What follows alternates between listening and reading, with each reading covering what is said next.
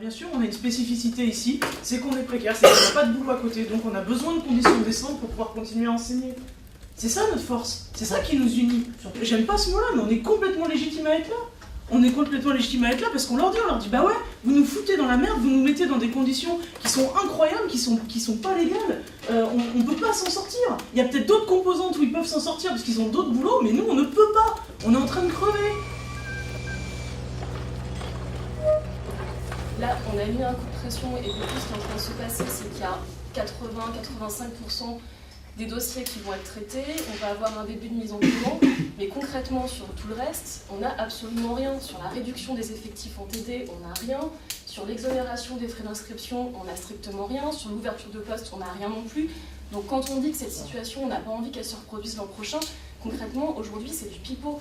Et puis même s'ils nous disent que ça ne va pas se reproduire, on n'a aucune assurance que ça ne se reproduise pas. Les médias, qui c'est qui s'occupe de differ un peu, de voir les possibilités? Ouais, bon alors médias. Quoi d'autre? Tribunal. Ça suffit à un moment donné de fonctionner dans des systèmes comme ça qui sont complètement... qui marchent sur une patte, qu'il faut toujours rafistoler, etc. Pour le coup, mon avenir, moi, je pense qu'il est très incertain. Je pense que l'avenir de l'université est très incertain. Et que je pense que l'avenir tout court est très incertain, quoi. Déjà, le soutien des étudiants, pour moi, c'est vital dans notre lutte à nous, parce que notre lutte à nous, elle ne concerne pas que nous, elle concerne d'autres choses. Elle concerne notamment les conditions de travail pour les étudiants. Mais en fait, là où je suis un peu déçue, c'est que je pense que ça concerne aussi beaucoup les membres titulaires de l'université, et je pense qu'ils sont résignés, en fait. Ça me gêne. Moralement, vous ne pouvez pas, à un moment donné, accepter de faire travailler des gens, de leur faire gagner 3 000 € et derrière de leur dire vous payez aussi vos frais d'inscription. C'est pas possible, on vous rend un service, rendez-nous un service. On est là parce qu'il n'y a pas assez de titulaires. On est là, on donne des cours parce qu'il n'y a pas assez de moyens dans l'université. Vous nous embauchez, nous, vacataires. On est dans des situations précaires. Faites un geste. Faites-le ce geste. Je me sens concernée parce que peut-être que plus tard je voudrais faire une thèse et peut-être que je me retrouverai aussi dans cette position. Pouvoir faire une thèse à la fin, ça fait aussi un peu partie du parcours, donc si on se retrouve après dans des positions précaires, c'est problématique quand même. Enfin, on n'a déjà pas beaucoup de perspectives d'avenir, alors si en plus à ce niveau-là la fac n'assure pas, c'est compliqué, quoi. Vous avez dit on a choisi d'appliquer la RU, mais de fait c'était déjà une imposition qui a été faite par le ministère. Tout le monde a dit ah la LRU ça va être pourri, et on vous a averti, vous avez dit que ce serait le règne du clientélisme, que ça coulerait la fac financièrement. Et vous avez dit oui mais de toute façon on va le faire mais on n'a pas le choix parce que si on va se retrouver sous tutelle, fallait mieux à la limite se retrouver sous tutelle parce qu'au moins les choses seraient actées. Et vous auriez montré, cette fois vous auriez, au lieu d'essayer de bricoler avec des bouts de scotch et des bouts de bâton, vous auriez montré là que vous aviez peut-être quelque chose qui était une volonté de défendre l'enseignement. Non, vous l'avez accepté parce que ça faisait une jolie note sur votre salaire, ça faisait une jolie note sur votre CV. Il y avait des primes aussi, il y avait toutes sortes de choses à la clé. Vous l'avez accepté, assumé. Mais si vous n'avez pas la maîtrise de votre appareil administratif, c'est vrai, démissionnez à ce niveau-là.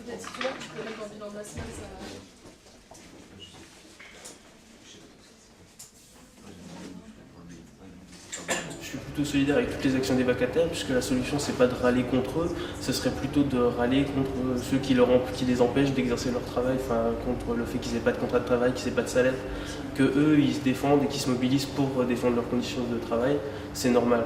Les notes ils nous les ont données. Je sais par exemple que j'ai pas eu mon premier semestre parce que toutes mes notes de TD sont ridiculement basses, mais ça me dérange pas de pas les avoir, je m'en fiche un peu. Quand est-ce que vous allez assumer vos politiques? Quand est-ce que vous allez assumer vos politiques budgétaires? C'est pas possible ça. Quand est-ce que vous allez reconnaître que notre situation de précaire, notre situation qui est cataclysmique, elle est de votre faute? Faut arrêter de vous décharger sur ceux qui sont en dessous et ceux qui sont au-dessus. Vous avez voulu cette situation, vous avez voulu l'autonomie, vous l'avez défendue. Maintenant vous devez l'assumer, vous l'avez voté. Moi j'ai fait partie des conseils, donc vous y étiez, vous l'avez voté, vous l'avez défendu. Maintenant soyez droit dans vos bottes, ça vous changera et assumez-le. Alors attendez. L'intervention avec la DRH, j'ai eu l'impression qu'en fait c'était... on a un peu déstabilisé, je pense, la vice-présidence et puis personnellement, entre des moments où on entend très bien ce que la vice-présidente nous dit et qu'on a l'impression qu'elle nous embobine avec des arguments pour noyer le poisson, pour nous dire que c'est normal si les vacataires n'ont pas été payés parce qu'il y a eu 2 personnes sur 3 qui s'occupent des contrats de vacataires qui n'ont pas été remplacés. Enfin, je veux dire, c'est la première des choses à faire de remplacer un congé maternité. Je veux dire, quelqu'un s'occupe des contrats, c'est pas on a oublié de vous payer, non, c'est genre on s'y met tout de suite, quoi. Et là, c'est différents arguments qui sont mis, qui sont un peu lancés comme ça. De façon assez hasardeuse. Dire que pour le fin février, début mars, selon les délais bancaires de vos établissements, donc ça qui peut varier, là je vais bien être responsable de beaucoup de choses. Non, rassurez-vous. Non, c'est pas la faute des banques. Mais les délais bancaires sont ce qu'ils sont. Entre, je sais pas, le crédit mutuel, laissez passer le camion là, attention, vous faites pas écraser. Ça fera moins d'étudiants boursiers, donc on sera Là, on peut dire qu'on s'est un peu tout dit, donc la suite maintenant c'est qu'il y a une AG Interpro à la rentrée, multisite, donc on va pouvoir en discuter avec le reste du personnel de l'université qui est pressurisé pareil. Voilà, rendez-vous à la rentrée. Vacataires, précaires, étudiants solidaires. Vacataires, précaires, étudiants solidaires. Vacataires, précaires, étudiants solidaires. Vacataires, précaires. Je pense que plutôt que de fatiguer des personnes un noyau dur d'étudiantes et d'étudiants pendant un mois, voire plus, pour au final que les vacataires aient un contrat et un salaire, je pense qu'une semaine d'inactivité, ça aurait peut-être eu beaucoup plus de poids de 20 000 étudiantes et étudiants que 100 personnes, 200, 300 parfois, qui se mobilisent en assemblée générale, en journée d'action, etc. Si j'avais une illusion, ça serait celle-ci, quoi, que voilà, la fac soit bloquée pendant une semaine et que à la fin, le rapport de force il se crée, quoi. Ça fait 6 semaines qu'on est en grève, ça fait 6 semaines qu'on est en route, ça fait 2 mois qu'on essaye de se faire entendre par cette présidence, et ça fait 2 mois que cette présidence, elle refuse d'entendre nos revendications. Ça fait 2 mois que cette présidence, elle refuse d'admettre les problèmes. Ça fait 2 mois que cette présidence, elle refuse d'assumer des politiques budgétaires et des choix budgétaires qu'elle a votés et qu'elle a mis en place. Ça fait 2 mois qu'on lutte, ça fait 2 mois qu'on crie, et on n'est pas les seuls. Nous, on est les vacataires, on est celles et ceux qui enseignent, on est celles et ceux qui assurent entre 20 et 80% des cours dans cette université. Je suis titulaire Lyon 2, maître de conférence, gréviste aujourd'hui. L'université ne tient que grâce aux vacataires et aux contrats atypiques, aux statuts atypiques.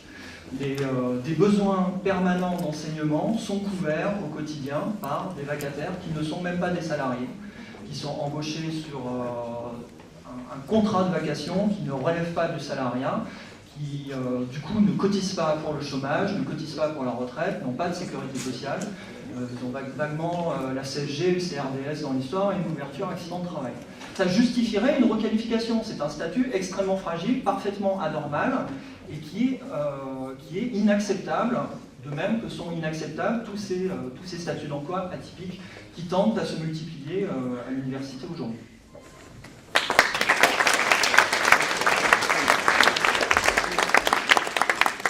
Elle n'était pas à Lyon, elle était à Nancy en fac de droit, qui est une fac vachement prestigieuse, et bizarrement il n'y avait pas de problème. C'est-à-dire par exemple à Nancy on avait DSK qui avait été prof, on avait formé Laurence Parisot et autres, et du coup les micros marchaient, les salles étaient assez belles. Ici, les problèmes récurrents, c'est les problèmes de micro, c'est les problèmes de, je sais pas si les profs sont pas formés ou si la technique ne marche pas et s'obstine à ne pas marcher, mais c'est vraiment des problèmes technologiques. Les TD à 40, surtout sur un TD de méthode. Le TD de méthode, on était 25, mais ça reste pas optimal pour parler des problèmes qu'on a rencontrés sur son terrain ou autre. Sinon moi, le principal problème que j'ai eu, c'est que mes profs sont pas payés, donc ils sont rentrés en grève, et que j'ai plus de TD ce semestre. Déjà, en fait, là, on voit qu'il y a un problème peut-être aussi d'effectifs au niveau des enseignants.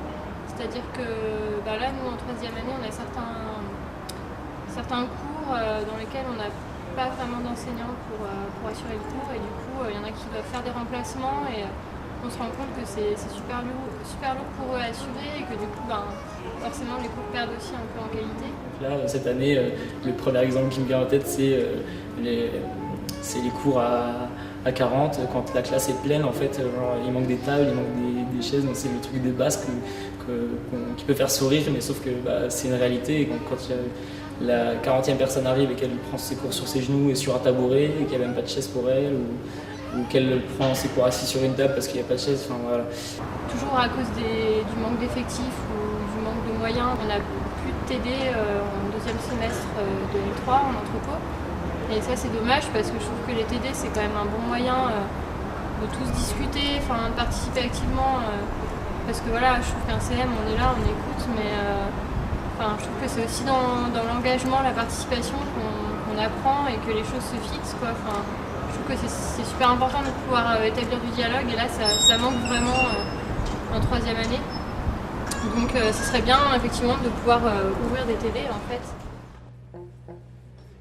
Il y a beaucoup de gens qui ont l'impression qu'à chaque fois qu'il se passe un truc c'est parce qu'il y a quelque chose de nouveau qui arrive, etc. Mais pour moi en fait c'est toujours la même chose, c'est-à-dire que ce soit à la fac ou ailleurs, il y a toujours grave des problèmes de thunes, etc. Pas que des problèmes de thunes, bref c'est tout un truc qui fait que là du coup ça tombe sur les vacataires, du coup c'est vachement symptomatique, c'est super concret, tout le monde peut s'en rendre compte, ils sont pas payés, ils ont pas de boulot, alors du coup ça fait partir la mobilisation et je pense que c'est vraiment comme ça qu'elle est partie, mais je pense qu'elle commence à voir plus loin quand même, à se rendre compte dans une perspective plus large de comprendre comment ça se fait qu'on en arrive là, quoi. Personnel, étudiants, solidaires, vacataires, personnel, étudiants, solidaires, vacataires, personnel, étudiants, solidaires, vacataires, personnel, étudiants, solidaires, vacataires, personnel, étudiants, solidaires.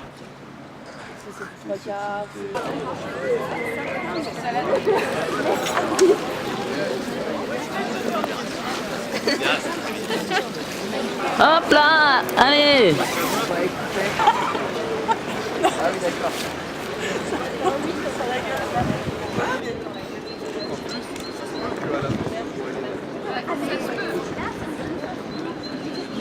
Où il est là, Maillot? On veut voir Maillot, on ne partira pas tant qu'on l'a pas vu. On veut le voir. À un moment donné, c'est lui le responsable de cette université. On veut savoir ce qui s'y passe. On veut des réponses de sa bouche. On veut qu'il nous exonère des frais d'inscription, point barre. Et ça ne bougera pas. On est des gens assez intelligents pour pouvoir demander ça.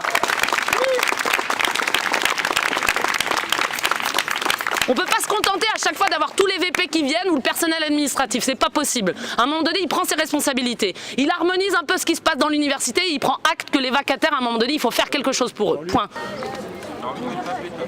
Les enfants. On n'a pas envie, on fait quoi? Méchant. Bien.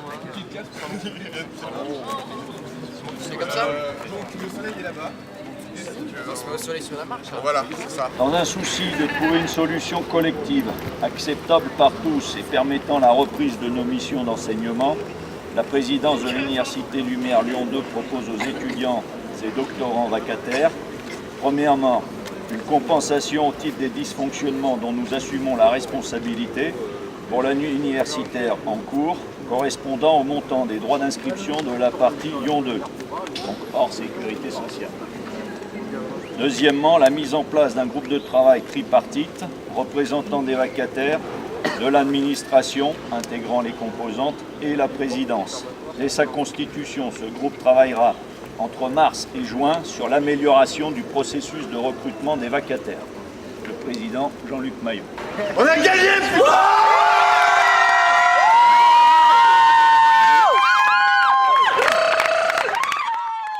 Je sais pas faire une rielle là.